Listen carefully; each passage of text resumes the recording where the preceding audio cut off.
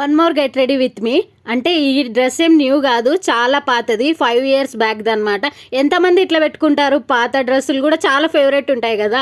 And నిన్న ఎన్నో పడేసినా కానీ ఇది పడేయలేదు, కలరు అంతా సెట్ అవుతుంది నాకు బాగా. అండ్ నెక్స్ట్ అయితే ఇక్కడ జడ వేసుకున్నప్పుడు మనం చిన్నది టైట్ ఉండే రబ్బర్ బ్యాండ్ వేస్తే ఏమైపోతుందంటే జడ వాల్యూమ్ కనపడదు, చూడ్డానికి కూడా ఏందో జడ చాలా చిన్నగా అయిపోయినట్టు అనిపిస్తుంది. కొంచెం పెద్ద రబ్బర్ బ్యాండ్ వేస్తే బాగుంటుంది, నాకైతే అది వర్కౌట్ అవుతుంది, నేను ఎప్పుడు పెద్ద రబ్బర్ బ్యాండ్ వేస్తా.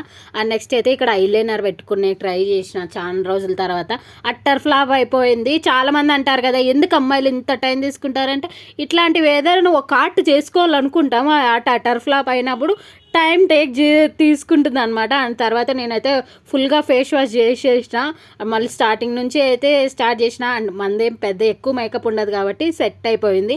అండ్ ఈరోజు నేను స్టిక్కర్తో పాటు కొంచెం కుంకుమ కూడా పెట్టుకుందాం అనుకున్నా, చాలా రోజుల తర్వాత పెట్టుకున్నా.